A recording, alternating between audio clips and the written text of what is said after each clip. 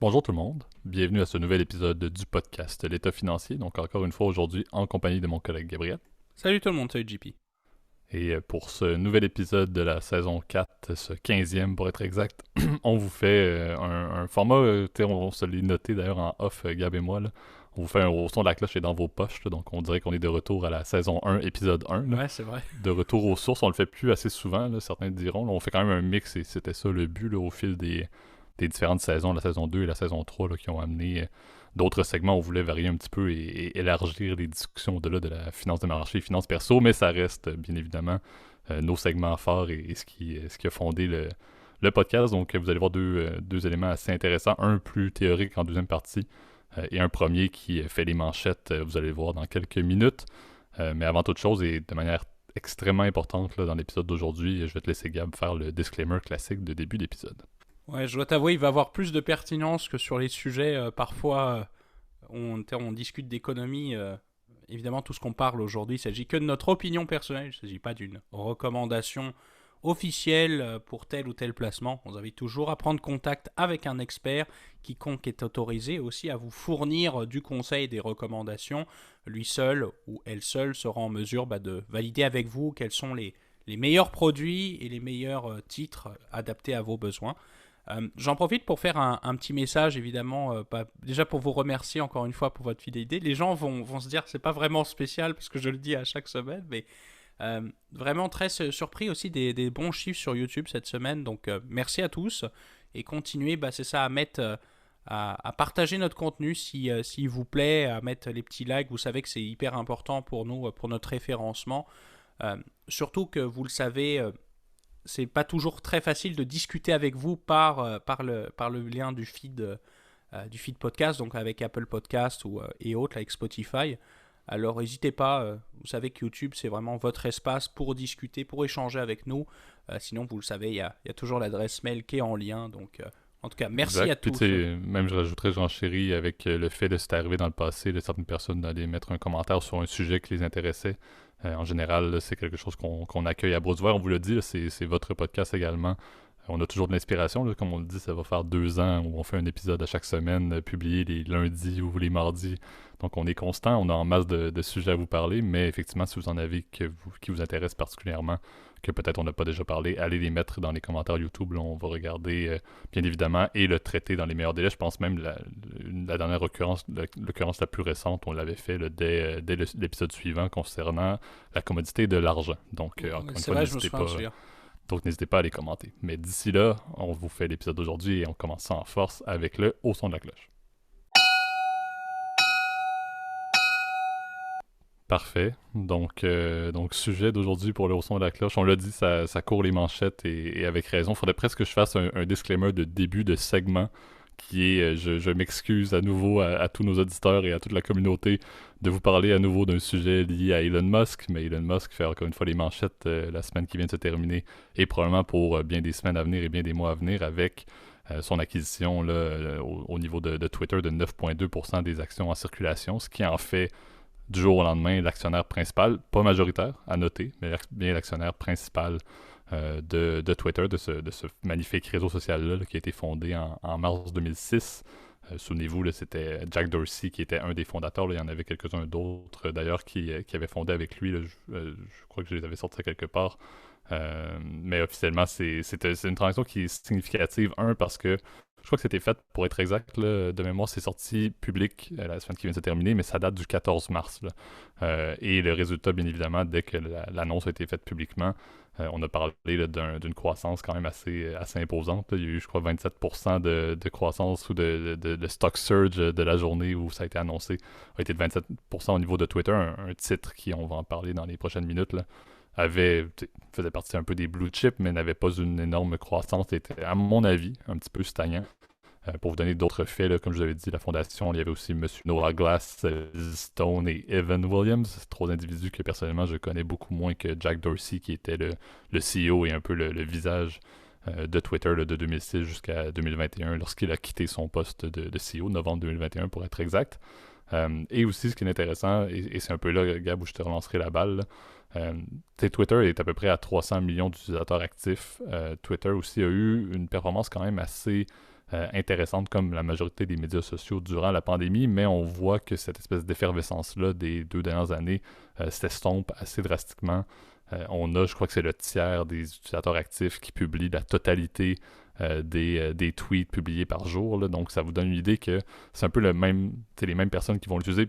Gab et moi, on a personnellement des Twitter respectifs. Le mien, je ne dois pas avoir publié depuis 2021 et Gab, tu le fais à chaque jour. Donc ça montre un peu, notre contexte montre un peu la proportion et le problème chez Twitter, c'est que les personnes qui sont actives, je vais consulter Twitter à chaque jour, mais je ne contribue pas du tout au contenu. Gab, c'est l'opposé. Et c'est un petit peu ça l'enjeu, c'est qu'il n'y a pas beaucoup... la rétention est là, mais l'utilisation en tant que telle de la plateforme n'est pas vraiment là. Et surtout, comme on l'a dit, Twitter a eu énormément, comme plusieurs médias sociaux, de problèmes avec sa performance financière. Et comme on l'a dit, je crois que 2021 pour être exact. Puis Gab, peut-être tu pourras me corriger là-dessus, là, mais c'est à peu près 221 milliards de dollars millions de dollars pardon, de pertes. Donc 221 millions de pertes sur 2021. Donc on a une compagnie qui est encore déficitaire maintenant, qui a encore une fois là, un bassin d'utilisateurs actifs qui est important. Peut-être 300 millions, c'est pas rien, mais qui n'est pas nécessairement si présent sur l'application, qui n'a pas nécessairement une énorme croissance. Et aussi, on va s'entendre, et ça c'est mon avis, une plateforme qui, depuis sa fondation en 2006, a eu des évolutions, mais très minimes en tant que telle. L'expérience n'a pas vraiment changé et la capacité de Twitter d'aller générer des revenus d'autres manières que du bon vieux publicitaire, il y a eu des tentatives, mais ça n'a pas vraiment, ça a toujours achoppé, à mon avis, à quelque chose qui n'a pas eu d'impact réel sur soit l'utilisation, la croissance de l'utilisateur ou bien les revenus. Donc je pense que, et c'est là où toute la discussion liée à Elon Musk et Twitter plus largement prend tout son sens présentement, c'est de dire, c'est un peu, comme on dit, la lumière au bout du tunnel d'une certaine manière, de voir Musk qui décide de devenir l'actionnaire principal de la compagnie, décide d'ailleurs de prendre un siège au niveau du board qui a été annoncé également la semaine passée. Donc on voit Elon Musk qui est probablement, à mon avis, l'utilisateur principal de Twitter. Là, ce qu'il a fait avec Twitter était à la fois parfois très bon et parfois très mal. On s'entend autant pour le fait d'être poursuivi par le SEC pour manipulation de marché, là, on s'entend. Mais je pense que c'est quelqu'un qui est extrêmement passionné et qui peut probablement apporter beaucoup de choses à une compagnie qui, je te passe la parole là-dessus, Gab, là, à mon avis, a stagné et avait besoin d'un coup de main, surtout depuis le départ de Jack Dorsey, là, qui a vraiment montré que Twitter ne va pas bien si Dorsey quitte, à mon avis.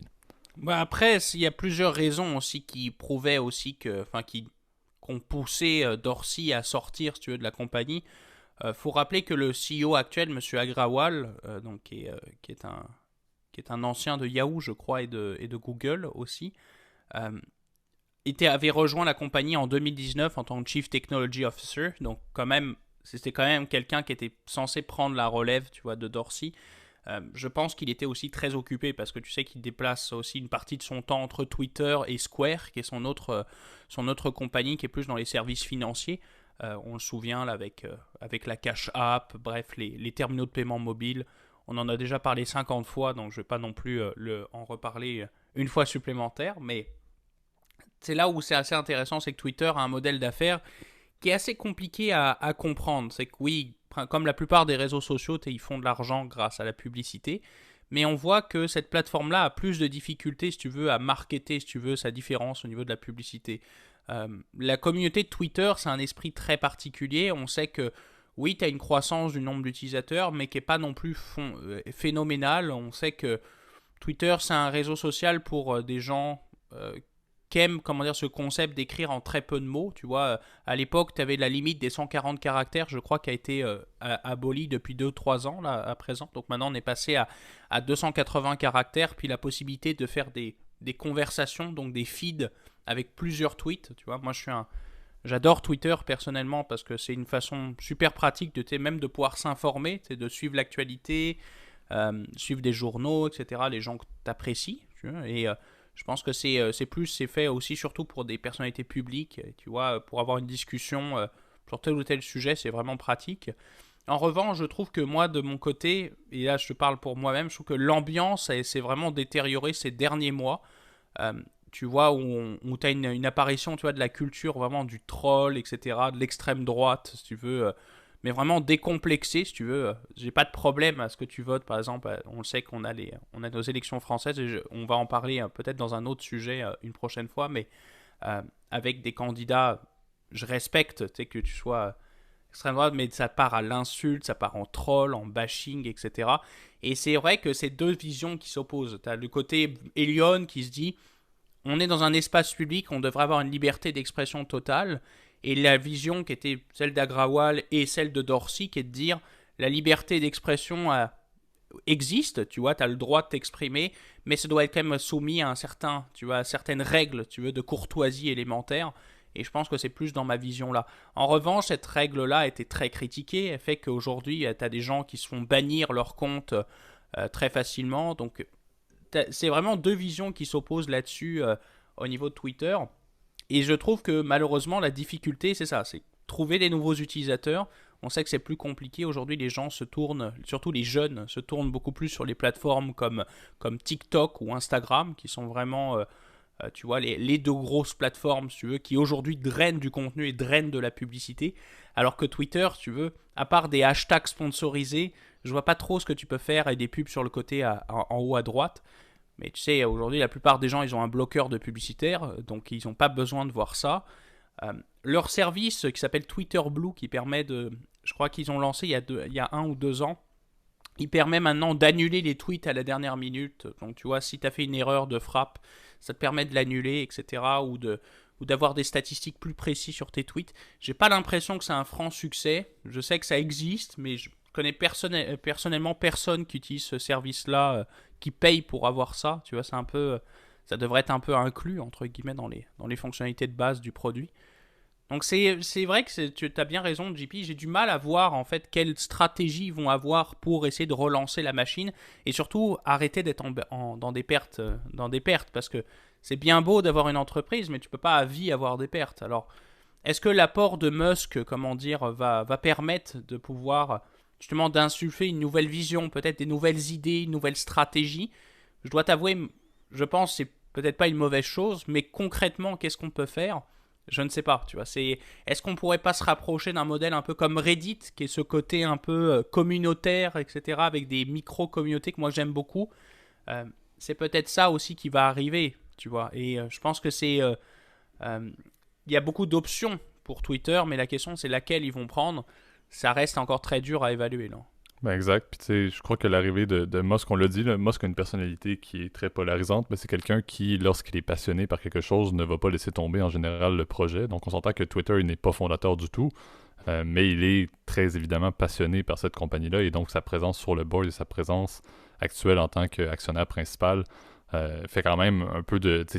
On voit, au même titre que Tesla n'est jamais tombé, au même titre que SpaceX ne tombe pas, et que Musk est allé là, jusqu'à mettre presque son dernier sou dans ces compagnies-là pour les faire survivre, ça montre que c'est sûr que c'est un nouvel ère pour Twitter. Le gros défi que je vois, c'est effectivement l'espèce de clash qui se présente entre Agrawal et même Dorsey qui n'est plus là mais qui avait un peu la même vision, et Musk. Tu l'as bien dit, tout part de... Pardon, il faut qu'il y ait une définition de Twitter se positionne où entre justement la liberté d'expression et la liberté entre guillemets hybride d'expression, là où il y a un contrôle quand même semi-passif qui existe de modérateurs entre autres. Il faut que cette position-là qui soit prise parce que c'est certain que lorsqu'on considère les capacités de création de revenus ou de création de valeur pour Twitter, ben il n'y a pas beaucoup de publicitaires qui vont vouloir contribuer. En fait, il y a beaucoup de compagnies qui n'auront pas intérêt à contribuer ou à mettre des publicités sur Twitter tant qu'il n'y a pas cette balise-là. Parce qu'il y a beaucoup de risques liés au brand de ces compagnies-là à être avec Twitter présentement, parce que comme tu l'as dit, Gab, c'est vraiment un milieu qui est rempli d'éléments polarisants et qui est rempli de clashs constants d'opinions, ce qui est c'est un peu ça le but d'un média social. C'est pour moi celui qui se rapproche le plus de l'utilité réelle de connecter des personnes à travers le monde. Mais ça pose problème, encore une fois, dans la capacité de croissance. Donc, je crois que le premier élément va être clé de voir comment est-ce que l'arrivée d'Elon sur le board va changer les choses. On sait qu'Agrawal, pour l'instant, a été plutôt positif dans ses sorties publiques, comme on l'a dit Dorsey également. À un certain point, ils n'ont pas vraiment le choix. Mais on s'entend que c'est certain qu'avec Musk et sa capacité même de dire est-ce qu'il ne voudrait pas aller racheter un autre bloc d'action à un certain point si jamais ça ne roule pas à son goût pour devenir majoritaire et non pas seulement principal. Et là, à ce moment-là, il fait littéralement ce qu'il veut avec l'exécutif. C'est là où un peu j'ai hâte de voir. J'ai peur que l'arrivée de Musk va entraîner l'exécutif à marcher sur des œufs, va entraîner un peu à tourner en rond d'ici à ce que peut-être il ne soit pas satisfaisant pour Musk et qu'il soit au final juste mis de côté et en bon anglais, soit québécois même, soit slacké et on repart à neuf avec une vision qui est très, très Musk complète. Donc c'est un peu ça ma crainte, c'est c'est bien, ça amène du renouveau, mais ça amène aussi un clash évident de mentalité au niveau de vers où Twitter doit s'en aller et quel est le branding réel de Twitter en termes de liberté d'expression qui va être, encore une fois, un domino très important pour la suite des choses. Parce qu'encore une fois, je ne travaille pas pour une compagnie qui est publicitaire pour, pour Twitter du tout, mais je me dis, je me mettrais dans les souliers de certaines compagnies qui veulent du branding sur des médias sociaux et j'aurais un doute quand même raisonnable là-dessus.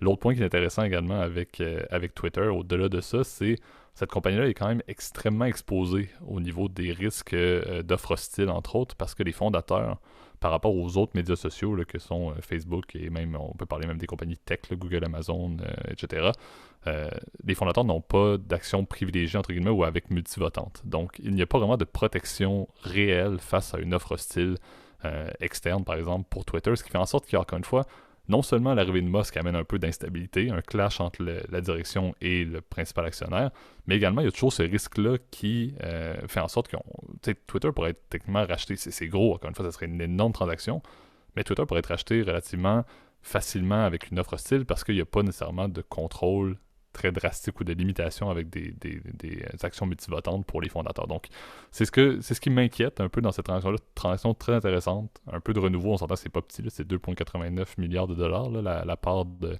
Elon Musk à partir de la valeur là, de vendredi dernier. Mais on s'entend que ça amène beaucoup, encore une fois, de doutes sur où est-ce que va s'en aller Twitter. C'est certain qu'il va y avoir des changements drastiques.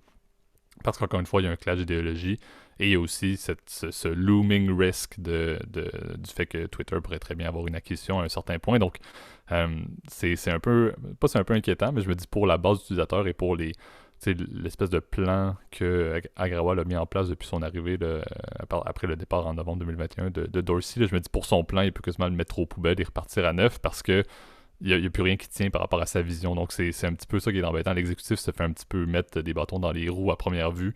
Doit vraiment un petit peu réfléchir comment est-ce qu'ils veulent mener une croissance dans une ère où le fondateur a quitté après des années et des années et des années. Je me dis que c'était un bon moment à la base. On aurait espéré que ce soit un nouveau souffle, mais Musk amène encore une fois son empreinte comme toujours. Et encore une fois, je l'ai dit, c'est une personnalité polarisante pour laquelle j'apprécie son innovation, mais il peut y avoir également sa part de défaut. Puis si vous regardez Twitter, par exemple, on enregistre le podcast dimanche le 10 avril. Si vous regardez aujourd'hui, Musk a publié déjà, je crois, 5 ou 6 polls sur Twitter avec pour ses usagers, pour prendre des décisions littéralement sur Twitter. Donc c'est presque ridicule à un certain point de voir justement ça, mais encore une fois, Elon Musk va vouloir prôner le fait de transformer Twitter pour ses utilisateurs et continuer à travailler en conséquence. Donc, intéressant. Je sais pas, Gab, si tu avais quelque chose que tu voulais ajouter sur cette transaction quand même imposante. Ouais, je voulais rajouter deux choses en fait là-dessus, si tu le permets. La première, c'est oui, tu l'as bien mentionné, le fait que cette structure de capital fait que en gros, c'est une société qui est plus à risque par rapport aux grands géants de l'IT pour avoir une offre hostile, mais en même temps, est-ce que c'est réellement quelque chose de négatif? Quelque part, si les actionnaires sont compensés, si tu veux, de manière juste, avec une prime qui est respectée, qui est acceptable, je vois pas trop le problème à mettre ça. Ce qui est assez rigolo, et on rentre là-dessus, et d'ailleurs c'était l'idée originale en fait du podcast, c'est ça qui est assez drôle, c'est qu'on l'a changé en fait. En fait, on l'a changé hier, l'idée du podcast, on dévoile tout aux auditeurs, là, mais à l'origine, on voulait faire un truc justement sur les actionnaires minoritaires, et ça est tombé en même temps, si tu veux, que l'affaire Twitter, on va l'appeler comme ça. Alors, je trouve que c'est une bonne chose. Tu vois que l'actionnariat minoritaire, oui, ça a sa pertinence, tu veux, ça a sa pertinence parce que tu contrôles un bloc d'actions, mais fondamentalement, t'as pas vraiment le choix. Est-ce que 10% c'est suffisant à faire changer les choses? Oui et non, tu vois. Après, ce qui est assez marrant, en tout cas dans le cas de Twitter, c'est que ici, Elon Musk, c'est quelqu'un qui peut avoir des groupies, si tu veux, derrière lui, qui va dire ah bah oui, je vais ramener des votes, donc il pourrait avoir son 50%, voire même 66%. Parce que quand tu vois que Tesla explose au niveau du prix de l'action, t'es l'actionnaire et il raisonne qu'une seule façon, c'est combien ça va lui rapporter. Il s'en fout de savoir ah oui. Est-ce que c'est un mec qui met des trucs avec des Dogecoin, etc. Il s'en fout, tu vois. Ce qui compte, c'est est-ce que ça va créer de la valeur pour l'actionnaire, un risque qui est acceptable évidemment par l'actionnaire, tu vois. C'est vraiment la question centrale. Et donc, on voit toute la pertinence, tu veux, des actionnaires minoritaires. On sait que maintenant, c'est une grande trame de l'investissement privé dans des firmes publiques, dans ce qu'on appelle des pipes, où l'achat de blocs devient de plus en plus pertinent. Ça vient avec ses avantages, tu vois, avec le fait de pouvoir influer, mais pas trop non plus, sur le contrôle d'une entreprise. Mais ça vient avec ses défauts. C'est le fait que tu puisses plus vraiment vendre du coup tes actions, étant donné que tu dépasses un certain seuil. Je crois qu'aux États-Unis, c'est le 10% qui sert de limite, dans lequel après tu es soumis au processus des initiés. Donc tu n'as pas le droit de revendre tes actions quand tu le souhaites. Et tu dois, chaque fois que tu fais des transactions, tu dois les déclarer, en fait les préautoriser à l'avance, puis ensuite déclarer quand elles ont été faites. Donc tu vois, il y a des enjeux de gouvernance et de légaux qui sont complètement différents. Mais c'est vrai que quand tu achètes souvent pour quasiment 3 milliards, je crois, de dollars d'actions, Exact. tu t'attends quand même à pouvoir faire un peu ce que tu veux, tu vois. C'est quand même énorme. Même si aujourd'hui, Twitter, c'est quasiment 30 000, je crois que c'est 35 milliards de market cap, donc c'est quand même une grosse entreprise, mais c'est pas énorme. C'est beaucoup plus petit que ce que je m'attendais, tu vois. J'étais assez surpris là-dessus.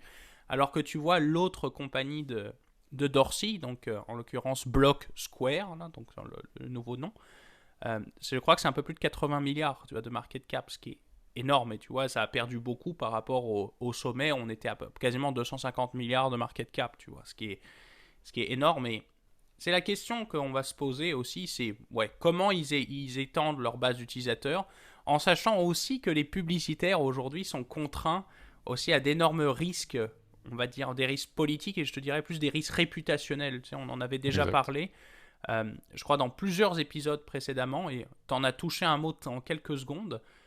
Aujourd'hui, les marques, elles veulent éviter de se retrouver, si tu veux, dans la tambouille, d'être associées à des choses négatives. On est vraiment dans c'est un peu ce côté un peu bisounours, tu vois. Les gens pourront dire ça, mais les gens ils veulent éviter les problèmes, si tu veux, de se mettre à risque de compromettre ta réputation.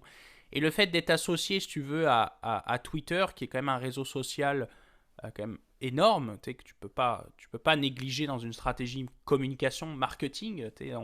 C'est con, hein, mais je sais pas, tu lances un produit, tu as envie de créer un hashtag, tu vois, qui dise ah oui, tiens, les gens interagissent avec ce produit-là, t'invites des influenceurs à tweeter là-dessus, tu vois, ou des Instagrammeuses à mettre oh là là, c'est la crème de beauté, machin, ah c'est génial, tu vois. C'est un peu, ça fait partie d'une stratégie, mais j'ai peur que Twitter soit pas assez bankable auprès des annonceurs par rapport à, c'est bête, mais un Instagram où tu peux juste payer une influenceur qui met sa crème ou ses trucs sur le visage, puis si tu veux, tu as un contenu visuel, si tu veux, les gens peuvent interagir beaucoup plus facilement. C'est toute la Ben, question. exact. On voit l'image, par exemple, de la période où Donald Trump était au pouvoir, où le premier Exact. truc qui était le plus tweeté, c'était Donald Trump, puis le deuxième, tu aurais ton hashtag de ta brand. C'est certain que le lien n'est pas direct, mais évidemment, les personnes qui vont voir ta brand vont voir en premier lieu également Donald Trump. Puis il y a une logique d'association qui se crée également qui rend ça un petit peu moins intéressant. Ça, je suis tout à fait d'accord. Je pense que c'est vraiment un des points critiques et un des bloquants, comme tu l'as dit, à la performance financière plus globale de Twitter dans les dernières années. C'est exactement ça. C'est la polarisation de l'auditoire fait en sorte que on ne sait jamais, à une journée à l'autre, tu sais pas à quoi ta brand va être exposée au final. Ouais, et puis c'est malheureux, mais on peut le critiquer, hein, parce que tu pourrais penser que l'Internet, c'est quand même un espace de libre discussion, tu vois. Mais après, quand tu publies quelque chose sur Internet, faut pas oublier, quand tu t'inscris sur un site Internet, tu es soumis à des conditions générales d'utilisation que personne ne lit. Et puis, je vais te faire une révélation, je les lis pas non plus. Hein. Les conditions générales d'utilisation, elles disent que ce site-là, bah, c'est pas un espace public. Par définition, c'est un espace, tu vois, de discussion qui est soumis à des règles, un règlement d'utilisation, et qui dit que, bon, bah, donc les gens qui se plaignent que leur compte a été banni, mais c'est malheureux, mais c'est un privilège d'avoir un compte pris de Twitter. Si t'es client chez Twitter, t'es pas comment dire, c'est pas toi qui fournis du contenu gratuitement, ils s'en foutent de ça. Donc, si tu as envie de créer ton propre contenu, regarde, héberge ton blog anonyme sur le net et tu auras le droit de t'exprimer et de dire ce que tu as envie. Mais ça fait partie, si tu veux, d'un usage de règles, etc., dans lequel tu peux te mettre. Mais c'est vrai que les annonceurs, tu vois, ils veulent aujourd'hui éviter tu vois, toutes les affaires qu'il y a pu avoir avec, même par exemple, l'Ukraine, tu vois, ce qu'on a entendu ces dernières semaines, même je sais que ça n'a pas de rapport, mais le fait que tu aies des marques qui soient associées avec le régime russe, ça faisait pas très bien, tu vois. Par exemple, je sais que Renault en France, tu vois, a une très grosse production en Russie. Si tu veux, économiquement, c'est difficile de quitter un pays du jour au lendemain. Mais tu vois, les réseaux sociaux ont gagné au final. Tu vois. C'est tellement important aujourd'hui, l'impact de...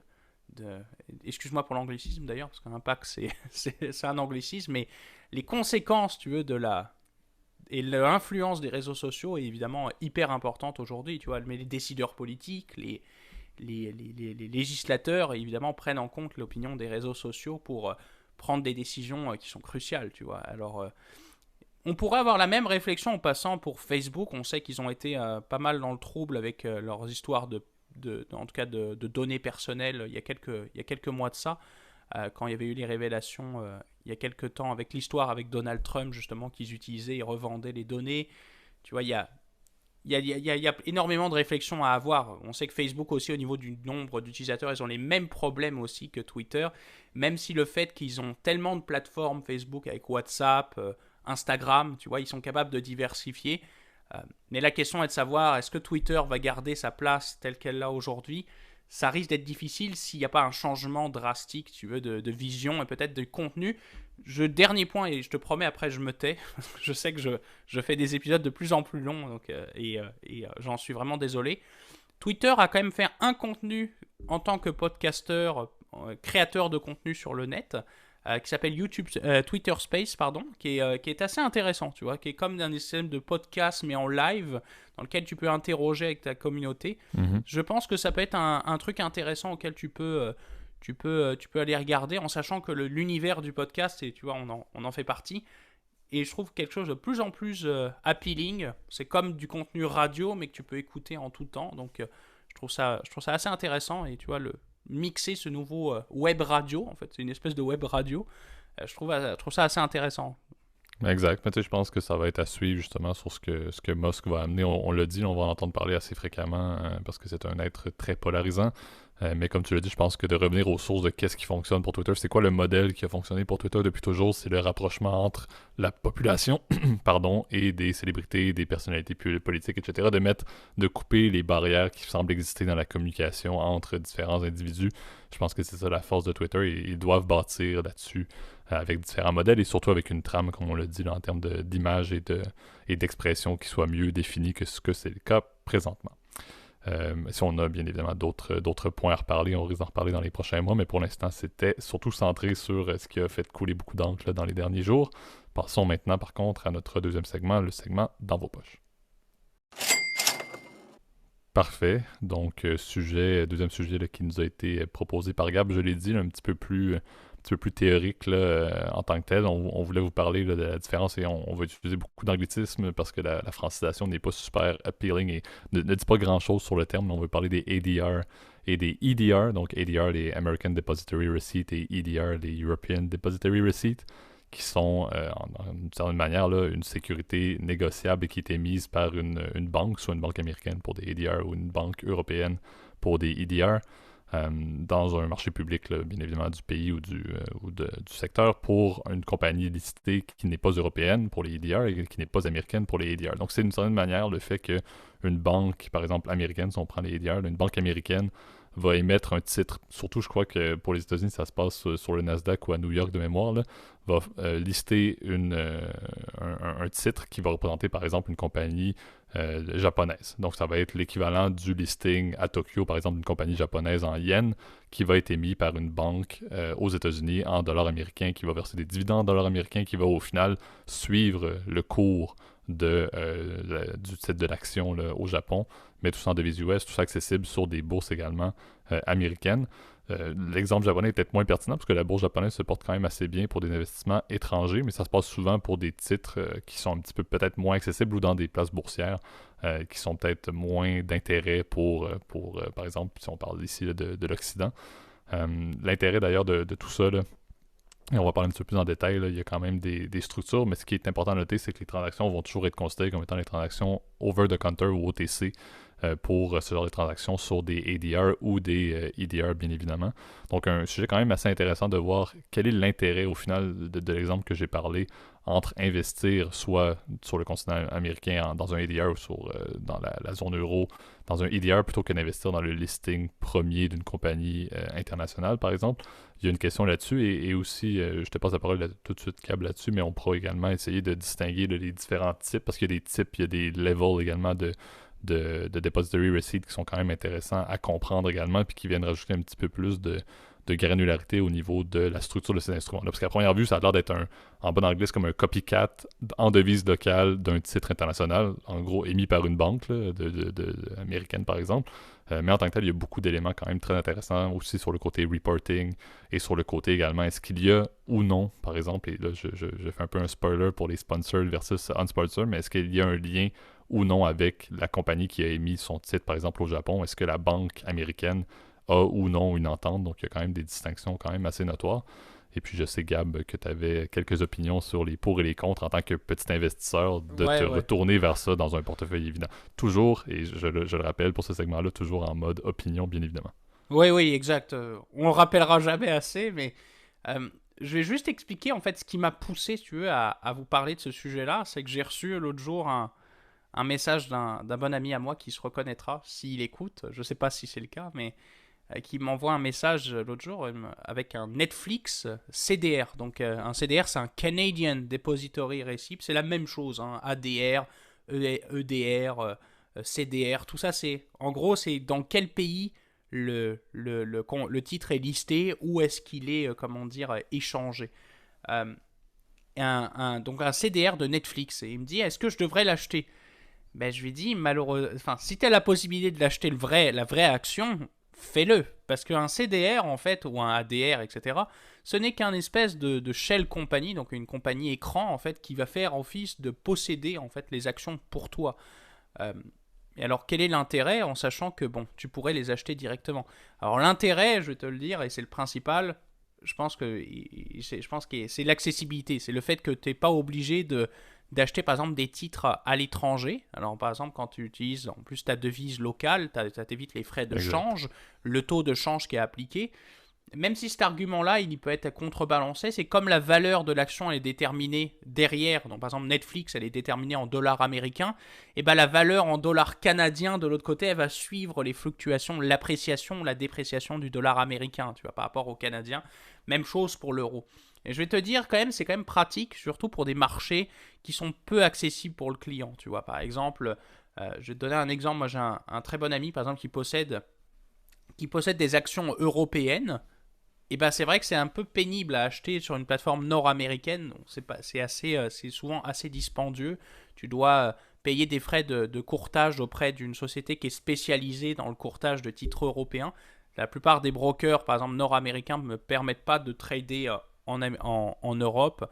Ou soit en tout cas c'est des comptes pour les professionnels, donc ça coûte beaucoup plus cher. Même chose du côté européen. Je sais que tu vois, le fait d'acheter par exemple une action Apple peut coûter très cher en termes de frais, alors que c'est juste une action Apple, tu vois, il n'y a rien de particulier. Et c'est ça tout l'intérêt des ADR. L'ADR, c'est ça, c'est que ça permet aussi de faire avec un achat par fraction d'unité aussi. Il y a certains ADR qui proposent ça, d'acheter par exemple une demi-action au lieu d'acheter... donc ça permet de permettre plus de liquidité, permettre que les petits investisseurs puissent acheter une moitié d'une action, par exemple Tesla, qu'on sait que ça coûte, je crois, un peu plus de $1,000 en tout cas. L'action Tesla, tu vois, est quand même relativement chère. Si tu peux se dire, si tu dois acheter une action complète, tu dois mettre quasiment en dollars canadiens $2,000, tu vois. Donc c'est quand même beaucoup d'argent, tu vois. Et donc ça permet d'avoir plus de liquidité, donc de pouvoir d'échanger les actions plus facilement. En revanche, et c'est là où je te dirais le gros problème de ces ADR, en fait, et là c'est vraiment, je pense, la clé derrière, c'est la gouvernance. C'est de savoir...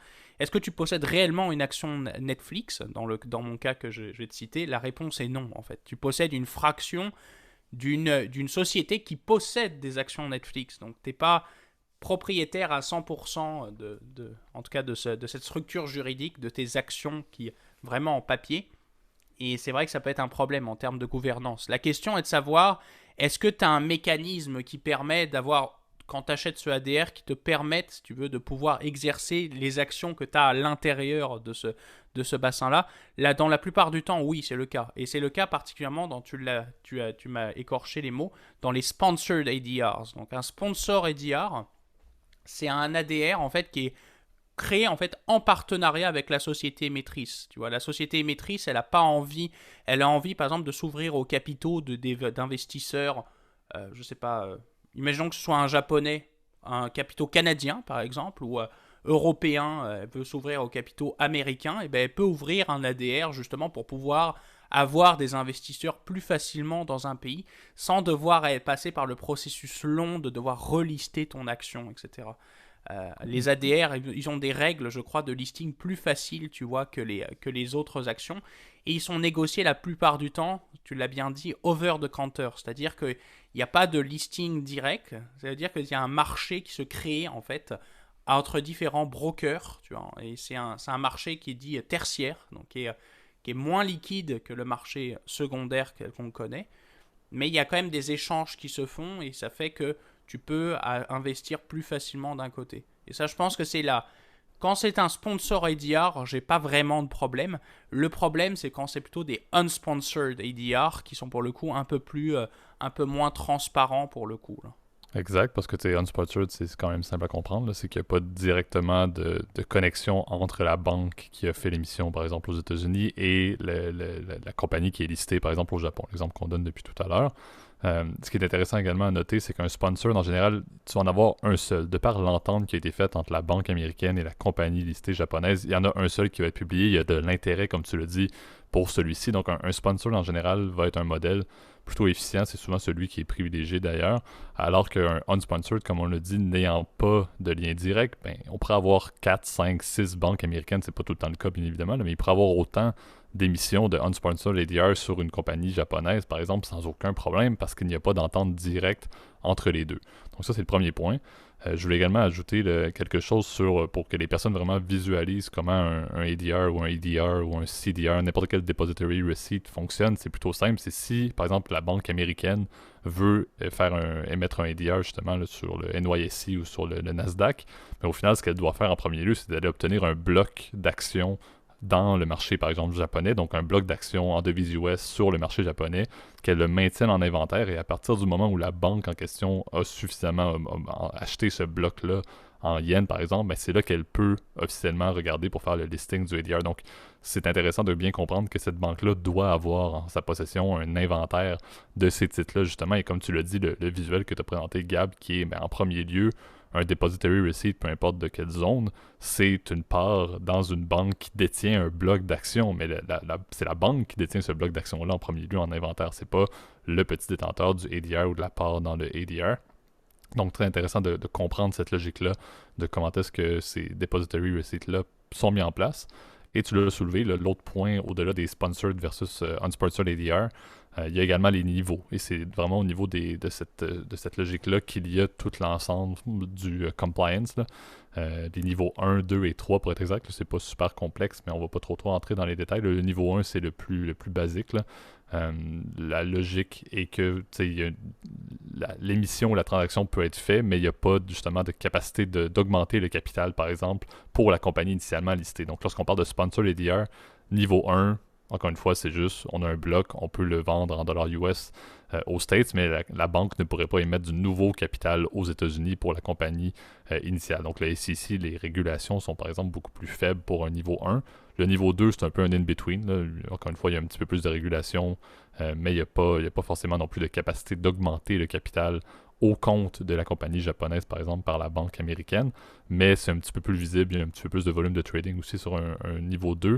Et le niveau 3, c'est le prestige par excellence. C'est celui pour lequel la banque américaine, par exemple, peut même aller faire des émissions de nouveau capital au compte de la compagnie, par exemple, japonaise ou la compagnie internationale. A également, là, encore une fois, un branding et une visibilité qui est énorme sur les marchés. Là, c'est souvent les A-list ADR vont être justement ceux de niveau 3. Les sponsors, du moins, là, vont être de ceux de niveau 3 qui, bien évidemment, vont être également ceux qui vont avoir le plus de suivi au niveau de la régulation et du SEC.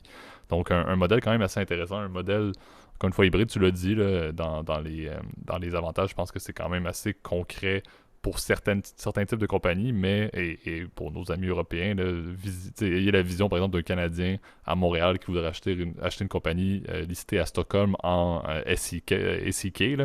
c'est un petit peu la vision de l'utilité des ADR à ce moment-là, que cette compagnie-là qui est dans une devise un peu remote, on se le cachera pas, et j'étais un gros fan du Danemark ayant eu l'occasion de passer quelques temps là-bas.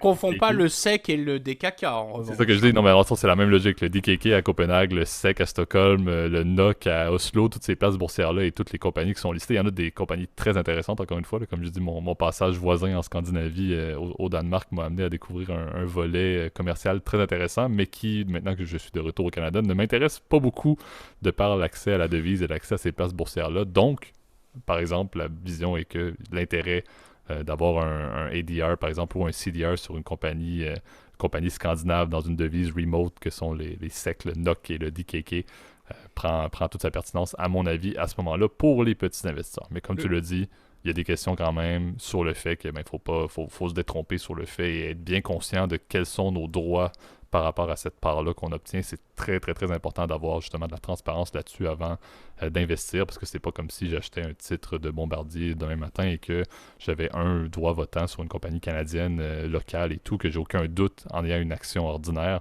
de quels sont mes droits. Un ADR, comme tu l'as dit, un CDR, un EDR, il faut vraiment être bien au courant et par rapport à ce qu'on fait d'habitude, il faut lire les documents. Tu l'as dit tout à l'heure dans le premier segment, on lit pas les disclaimers dans les réseaux sociaux, là, mais là c'est quelque chose qui est très opposé. Ouais. Moi je dis il faut absolument lire pour des ADR ou des depository receipts. Il y a quand même un risque si on est mal informé, malgré, comme tu l'as dit, l'accessibilité à des marchés un peu plus remote et des currencies un peu plus remote. Pas d'attaque envers la Scandinavie que j'adore, mais c'est des bons exemples à mon avis de cas où c'est un principe qui est fonctionnel, du moins. Ouais, après, juste pour terminer, c'est pas le SEC, c'est ça qui est assez drôle, juste faire une micro-blague, c'est pas la devise la plus fancy.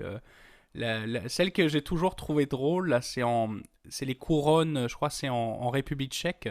Ça, à chaque fois, c'est incompréhensible quand t'es à Prague, c'est 12 000. Enfin, les conversions sont vraiment pas faciles. Oui, sont pas constantes. La Pologne aussi avec le zloty qui est vraiment, c'est pas facile de faire les calculs quand tu vas à l'épicerie. Voilà, quand tu te dis, mais combien ça coûte à chaque fois, alors que, bon, en dollars américains, les gens, ils sont, ah oui, bon, les gens connaissent la paire parfaitement, là, mais... On est trop américanisés, Gab, c'est notre problème. Excusez-nous, mais non, mais en dollars américains, enfin... Tu vois, ça fait du sens, mais sans. Je crois que c'est aussi C'est sur le point de faire un épisode sur le papier universel, le dollar américain. Ouais, Gab et Biden se rencontrent à chaque week-end au Delaware. Je pense pas que ça n'arrivera, mais. Alors que tu vois, le yen c'est 110, 120, tu vois, 120 yens c'est un dollar américain. Enfin bref, je m'éparpille là, mais. En fait, les ADR, c'est vrai, particulièrement, j'en ferai attention avant d'en acheter. Je regarderai effectivement, est-ce que c'est un unsponsored ou un sponsored. Je regarderai sa liquidité, est-ce qu'il est vraiment échangé, tu vois, est-ce qu'il y a un marché, si tu veux, pour ces shares de ADR. Est-ce qu'il y a réellement, tu vois, un marché derrière qui te permet de revendre ou acheter tes actions facilement versus faire la transaction de côté à l'étranger. Et je dirais que si tu peux l'acheter à l'étranger, fais-le, ce sera mieux dans la plupart du temps. Ou ça aussi, ça coûte pas trop cher, bien évidemment. Le dernier point quand même, avant qu'on se quitte, parce que c'est, tu vois, encore une fois, je terminais sur une note un peu plus drôle, mais au niveau fiscal aussi, il faudrait regarder parce que les ADR peuvent te créer une double taxation, tu vois, que tu pourrais t'imposer une première fois au niveau de l'impôt sur les sociétés du côté de la société mère, une deuxième fois du côté du ADR. La plupart des ADR ont quand même un régime fiscal, je crois, spécial qui leur permet d'éviter une double taxation des revenus, surtout quand il y a des dividendes. Et en plus, la distribution ensuite, est-ce que cette distribution-là, elle est imposable, mais à quel taux, en fait, à l'investisseur individuel, tu vois. C'est ça qu'il faut regarder, en fait, de manière plus générale. Est-ce que tu as plusieurs niveaux d'imposition et c'est quoi l'impact, si tu veux, chaque dollar de bénéfice te rapporte combien, en fait, dans ton compte? En fait, personnellement, je regarderai cet impact-là, tu vois, mais évidemment, et aussi je regarderai au niveau de mes lois locales, est-ce que j'ai pas un avantage à avoir un ADR par rapport versus à acheter l'action, parce que tu sais que dans plusieurs pays, par exemple au Canada, quand tu possèdes une action étrangère, elle ne bénéficie pas de l'abattement à 50% du gain en capital. Tu dois payer au total, parce que ton gain, il est imposable à 100%, et non pas de 50%, comme c'est le cas quand tu as une propriété canadienne, par exemple. Exact. Mais je pense que la conclusion, c'est que c'est un outil qu'on n'a pas beaucoup parlé depuis le début du podcast, qui est intéressant, mais qui, par sa structure, est très complexe et mérite, avant même que quelqu'un pense toucher à ça, mérite beaucoup de lecture. Et c'est là aussi où ça crée parfois des freins pour certains petits investisseurs. Mais il faut savoir dans quoi on investit avant toute chose, là, parce que c'est quelque chose d'un peu particulier. Donc c'est ce qui met un terme à l'épisode d'aujourd'hui. Donc merci tout le monde à nouveau pour vos écoutes comme toujours, là. Donc très constant et encore une fois je trouve qu'on maintient encore une fois notre structure malgré les fins de session, malgré les rushs de travail, malgré les X, Y, Z. Là, on est toujours sur notre lancée de faire un épisode par semaine là, pour bientôt, on le rappelle, là, mais les mois passent et les semaines passent à un rythme absolument incroyable, ça n'a aucun sens, mais on arrive bientôt aux 2 ans au mois de juin du podcast déjà, donc c'est quand même assez intéressant. Je compte même plus le nombre d'épisodes, mais on doit arriver à la centaine bientôt également. Donc j'essaierai de me rattraper sur les milestones pour qu'on fasse à nouveau des épisodes spéciaux en temps dû, là, bien évidemment, pour le 2 ans ou pour le centième. Mais bref, on regardera, là, juste être certain qu'on fait quand même les notes intéressantes sur les moments marquants du podcast et vous faire des épisodes également qui vont vous intéresser. Chers auditeurs qui, encore une fois, plusieurs sont là depuis les tout débuts. Donc, je vous en remercie. Je te laisse, Gab, peut-être, j'ai bien entamé, là, mais je te laisse, Gab, faire les quelques mentions de fin sur où est-ce qu'on peut nous retrouver, que tu as déjà un petit peu entamé d'ailleurs dans la première partie. Ouais, bah, YouTube, évidemment, vous le savez que vous pouvez vous retrouver pour mettre un commentaire, nous écrire, interagir avec nous. Sinon, on peut nous retrouver sur toutes les plateformes audio de podcast, Spotify, Apple Podcast, Google Podcast, Amazon Podcast, Deezer, Overcast. Bref, vous les connaissez toutes. Normalement, si vous recherchez l'état financier dans n'importe quelle application, vous devriez nous trouver. Si c'est pas déjà fait, vous abonner à la chaîne YouTube et mettre un petit commentaire, mettre un petit like, ce serait parfait pour le référencement. On vous souhaite à tous une très bonne semaine et à bientôt. Bonne semaine tout le monde. Salut!